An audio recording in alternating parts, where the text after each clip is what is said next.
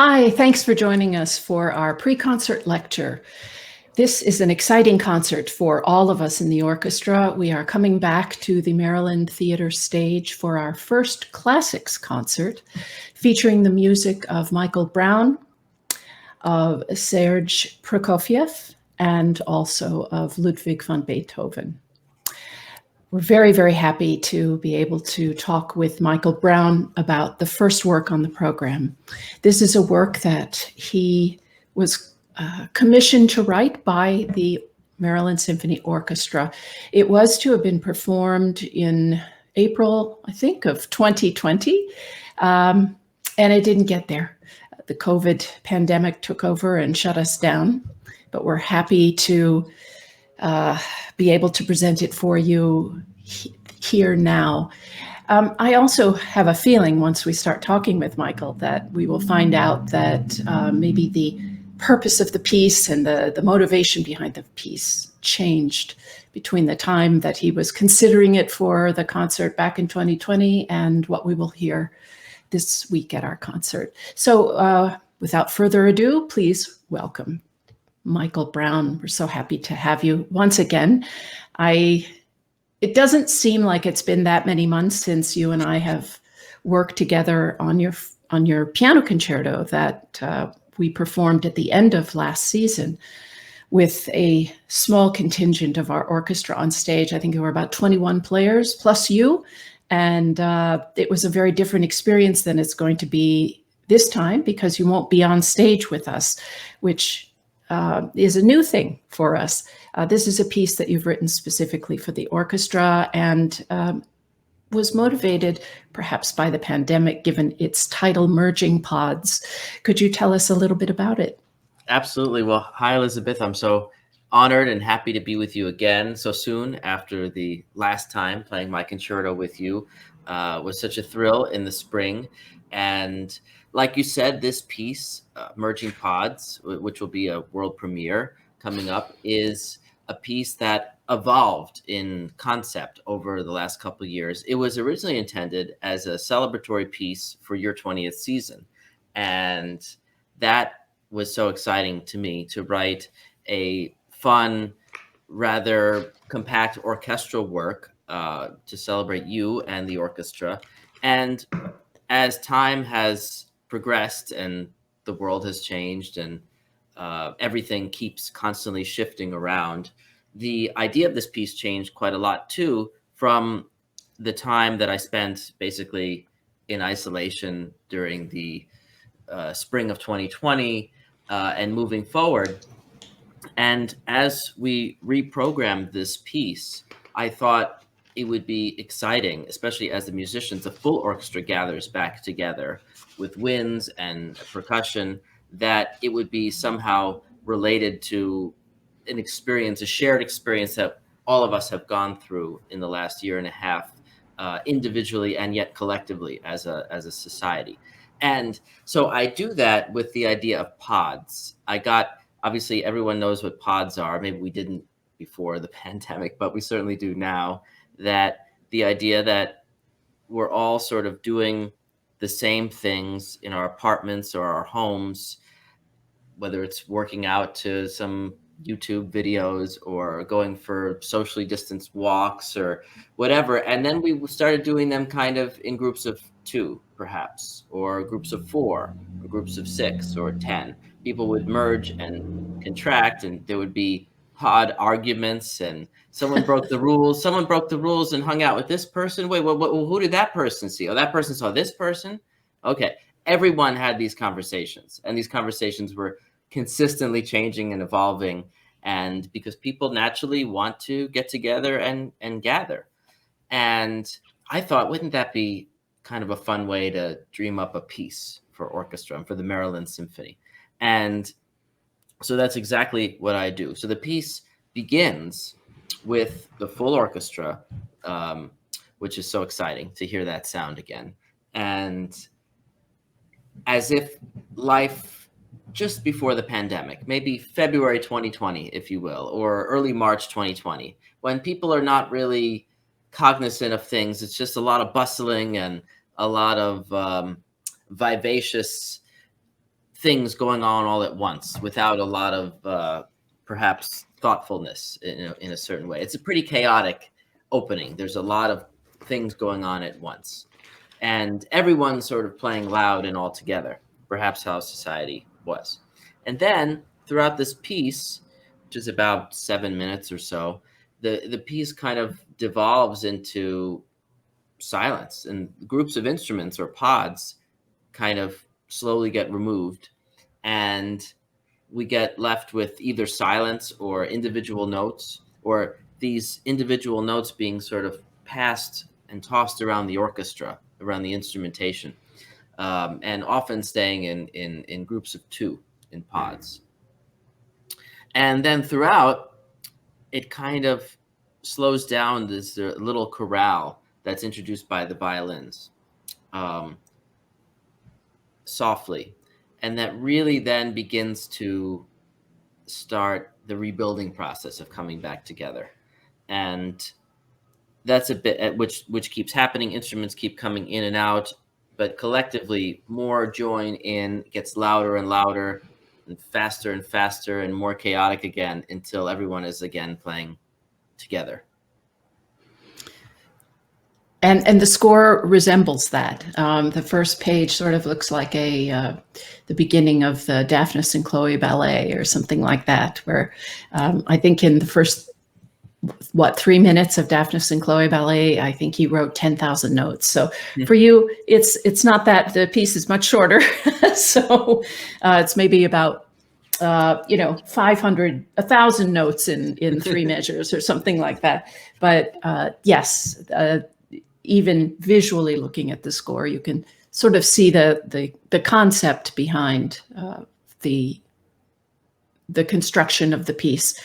How do you make something like that come to life? I mean, what were your choices musically? Did you have some harmonic language that was going through it? Or was it orchestral color? Or you mentioned the chorale. Why a chorale? Those kinds of things. Can you talk a little bit about your choices?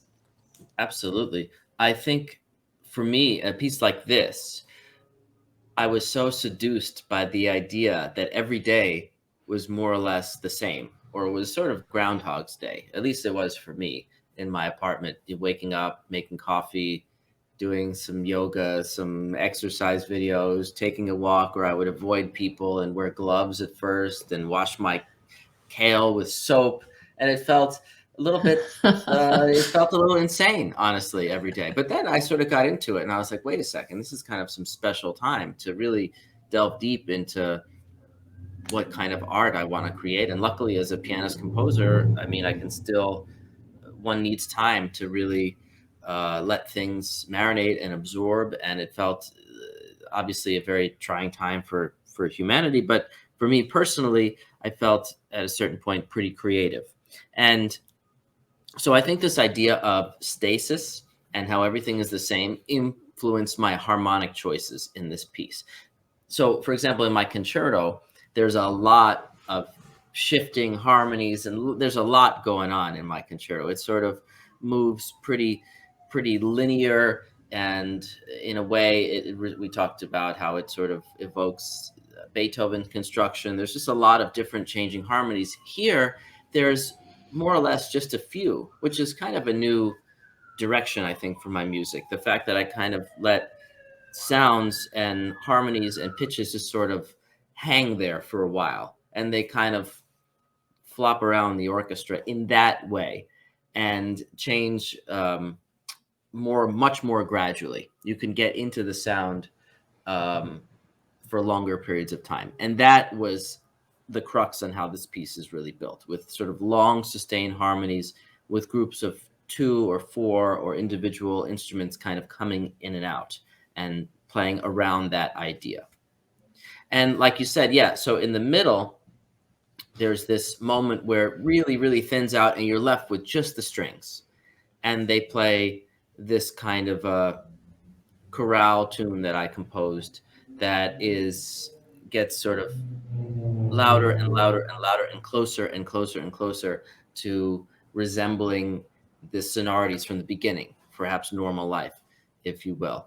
And that proved to be a fun, see, when I write music, I love to have like kind of a little outline for myself. And in this piece, it had a programmatic outline, as I just explained earlier about the pre-pandemic sound, the ideas of what we all experienced together or separately during the pandemic, and then this idea of coming together, which is exactly what's happening in November with the full orchestra coming back together to play this piece, gathering together again. So it's that idea that we do what we do, but we change and we learn as we go through it, I think is a big part of this piece. And that really did affect the harmonic choices, I would say, and how you can really get fixated on just a few key harmonic ideas throughout. Wonderful. Well, we haven't played it yet, so it's going to be so exciting for our first rehearsal to be premiering, giving a world premiere of a new work, and especially because of our years-long relationship with you.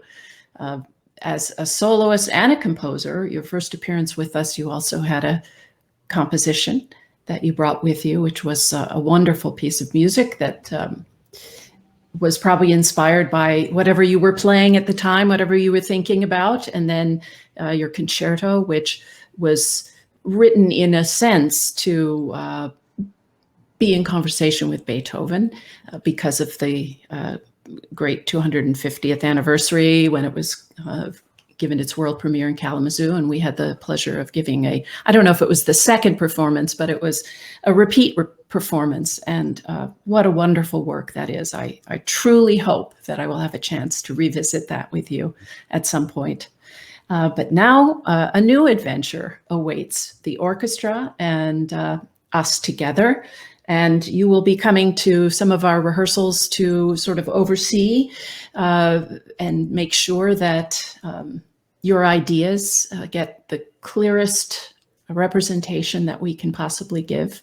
And I know it will be an exciting time for us. Well, so thank you so much for joining us. Oh, sorry. No, thank you. Thank you so much for having me. And I can't wait to hear these ideas realized, because I haven't heard it yet either. It's all just exists in my own head as well. So I'm really excited to hear the Maryland Symphony and you bring your ideas and your take on it. And I can't wait to hear it and be there also as just a composer. I don't have to play this time. So that's also very, very thrilling. It's neat to be opening up the program with your work. Because of the upbeat end, the coming together, the joyous flourish all the way out. That was the name of your first piece, Flourishes, I think it was. That's right. That you performed with us. There's a sense of not only relief, but of joy at the end. And so I think it's a wonderful way to return to our season. And I know that our audience will very much enjoy it. Thank you so much for joining us for this pre-concert talk. And we look forward to seeing you at our performance in a couple weeks. Thanks. Thank you. I'll see you soon. Can't wait. Continuing our talk about the upcoming concert, we have two great works of music, one by Prokofiev and one by Beethoven. I'll talk about the Prokofiev first, partly because it is a piece that looks backward to a time even before Beethoven, looking to the music of Haydn and Mozart. And yet it's quite a modern symphony, at least it was when it was written. Prokofiev was an enfant terrible. He was someone who really wanted to flaunt the rules, even when he was a young conservatory student. He entered, I think, at the ripe age of 13. He was such a precocious talent, but he did everything to anger his teachers, and he was always rebelling. And he was considered a rebel when he came to the United States to play his music and to play as a performer. He was a pianist, much like Michael Brown and also Beethoven when he was a young man. Prokofiev always wanted to do something new. He wanted to be the best, but he didn't want to have to follow the rules. And yet, for his first symphony, he went back and looked at the rules. He looked back to see, how did Haydn write 104 symphonies, and what was it about those symphonies that were so charming? Around the turn of the century, Haydn had a resurgence. People were rediscovering his genius. He had sort of lay fallow in concert halls and in consideration by composers and conductors. And then a French composer, Vincent d'Indy, sort of took him up and looked carefully at this miraculous composer who was able to really establish the form of the symphony, but also bring to it such wit and such elegance and such fun, such rustic charm at times.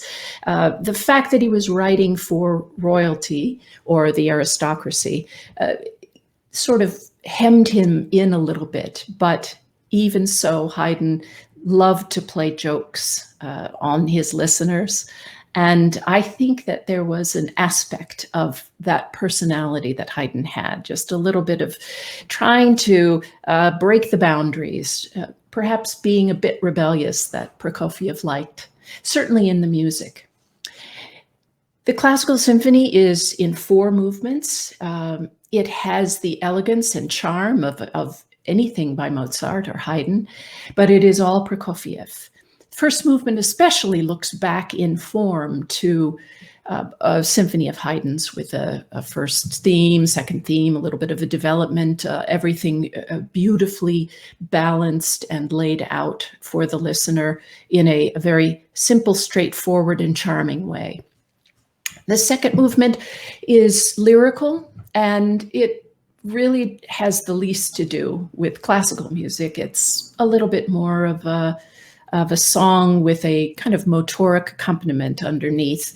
And yet, it's laid out very simply and elegantly and sweetly. The third movement, if you know the ballet of Romeo and Juliet, which Prokofiev composed in his maturity,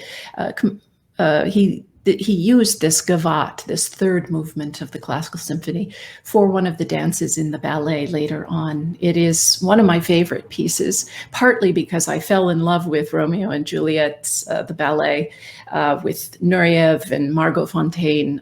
When I saw that film, it was just incredible. To have been there live would have been something very special, and to hear the music so beautifully interpreted. The gavotte is a form, a dance that really precedes Haydn and Mozart. Haydn and Mozart were more minuet guys, but the gavotte goes back all the way to maybe the time of Bach. But I think at the turn of the century, anything that was old, if it was old, it all was of the same idea. Gavotte was ancient music, just as much as a minuet was, and just as much as a chaconne or a toccata was as well. So he uses this form in a very charming and, again, elegant and stately way. And then we come to a very witty, humorous final movement that really flies, calls for all of the virtuosity of the orchestra. The difference in Prokofiev writing for an orchestra and maybe Mr. Haydn writing for an orchestra is not that different in terms of how you lay out the musical form, but the orchestra itself, the expectations. Haydn built his own orchestra, and it was of the highest level that he could attain given the musicians he had at hand.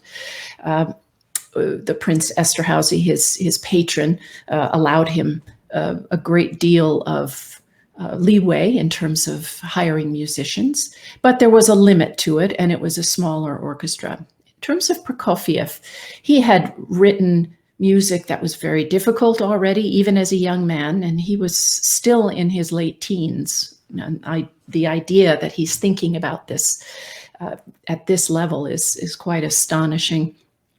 This symphony is written for a virtuosic orchestra. It's written for an orchestra that has attained its virtuosity all the way through the 19th century into early 20th century, where the orchestra really rose to its most virtuosic level.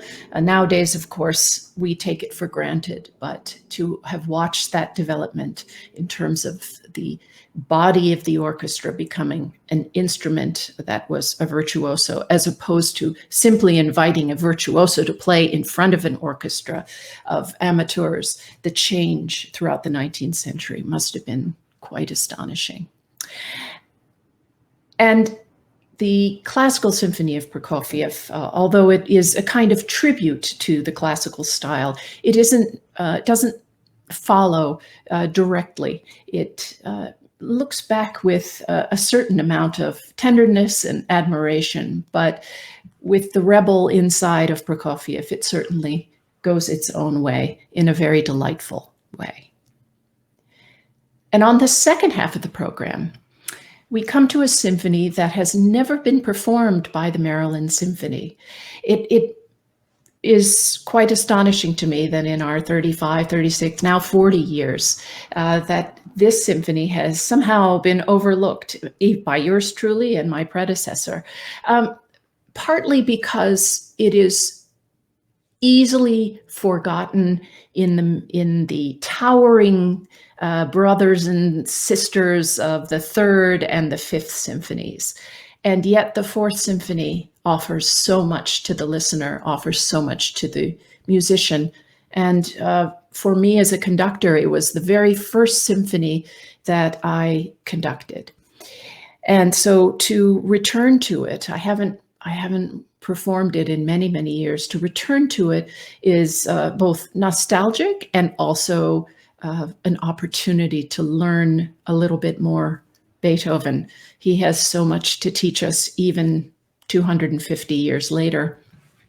This is a symphony that a lot of people think, well, it's one of the even number symphonies, which are perhaps a little bit more lyric, more humorous, less monumental, and less heroic. And yet the Fourth Symphony has all the weight of the Third, and as much as the Fifth. The Fourth and Fifth Symphonies were being written at the very same time. And so that great rhythmic motto of the Fifth Symphony that we know extremely well, that knocking of fate on the door, is given a different treatment at the beginning of the Fourth. So he must have been thinking of descending minor thirds in some ways. The keys are very different. One is B flat, and the other is C minor, but the Fourth Symphony begins in minor as well, with two descending intervals that are a minor third, in some ways mirroring the first heroic outburst in the Fifth Symphony. We hear it in the Fourth Symphony as something quite mysterious, perhaps dark. Perhaps we are about to encounter a tragic symphony. Of course, there is a great deal of humor in Beethoven that gets overlooked because, of course, he was a very serious person and he wanted to speak not only from his heart, but with earnestness and strength as well. And always this idea of lifting up his audiences and lifting up the form, lifting up his music, always in the search of finding truth and finding strength in what he was writing. In this Fourth Symphony, he's doing so much. I feel that it is a kind of incubator for all the symphonies that are going to come after. We hear a bit of the Fifth Symphony in the rigorousness of the dance movements, in the mystery of the descending thirds, minor thirds at the very beginning. We hear a bit of the motoric pastoral symphony, the scene by the brook, where the repeated rhythms give us a sense of flowing water. In the second movement here, we have a flowing melody on top of a kind of motoric rhythm that is incessant in the string accompaniment. In the third movement, the scherzo, which he established firmly by his second symphony, the idea of the minuet now becoming a fast dance, a kind of opportunity, as Haydn did in his minuets, to find some humor, to surprise the audience, and to give a tempo that's so quick and so rigorous that it would be impossible to dance to it, and it would be engaged more as a kind of musical joke or amusement for the listener. But in a sense, it's a large form as given by the third, which is the first long 60-minute long symphony we have. He took that form and where we repeat some of the material from the beginning. We hear it again, and then we hear the trio section again, and then we hear the beginning section again for a kind of coda.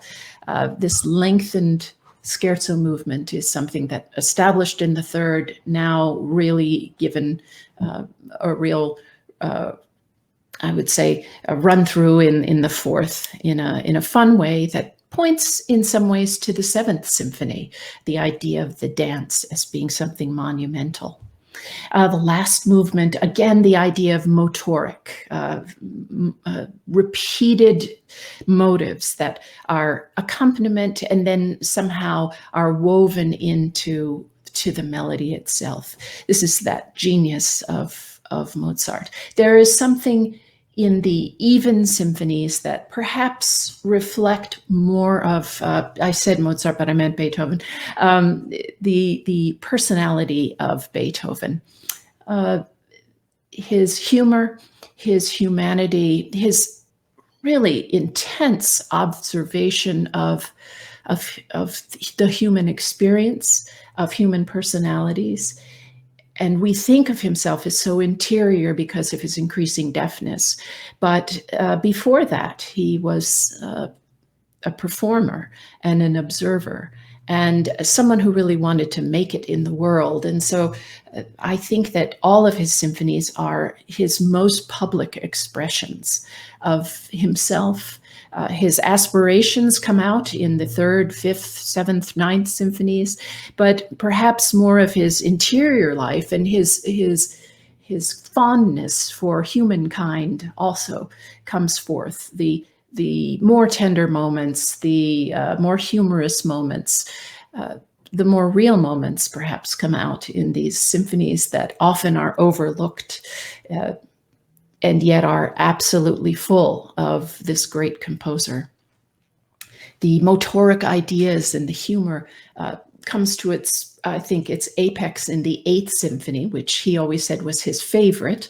But there are moments in the second movement where we have the song almost comes to a choral overflow in some ways. We sense that it should be sung. And doesn't that then point to the Ninth Symphony, as which he finally feels that he can say no more with instrumental music, but needs to bring words and bring the voice into the symphony in order to truly communicate his ideas, his hopes, his aspirations for mankind. The Fourth Symphony, the manuscript of the Fourth Symphony, was owned by Felix Mendelssohn, and what a treasure that must have been for him. It is known that for Mendelssohn, the Fourth Symphony was his favorite of all of Beethoven's symphonies, which is surprising. We would assume that one of the more monumental symphonies was perhaps more attractive to him. But I think why the Fourth Symphony was so attractive to Mendelssohn is because it held all of the symphonies within it. It held the sort of the ingredients that would be mixed in different ways for all the symphonies that were to come after the Fourth. And yet the Fourth itself stands absolutely beautifully. I think Schumann was to call it the slender Grecian perfection, a beautiful piece that stands alone and yet in its mystery of its opening, in the joy of and the humor of its faster movements, and also in the beauty of the lyric melody in the second movement. We forget that Beethoven himself was indeed also a lyricist. It's just that he did so much, and there was so much to encounter with him that we forget all of the aspects, and yet we can hear it all in this Fourth Symphony. I think it is indeed one of the absolute great monuments of music, as monumental in its aspiration, but just pointing in different directions, perhaps, pointing out from the composer to everyone around him, surrounding him, rather than looking up, reaching upward, or pushing us all upward. This is more of an embrace of a symphony.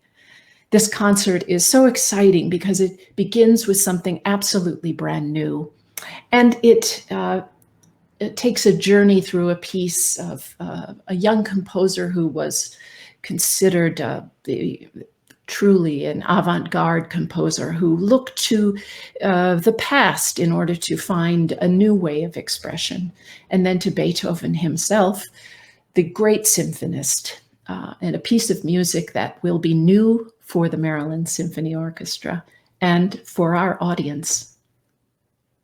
We look forward to seeing you at our concerts. Thanks for joining us.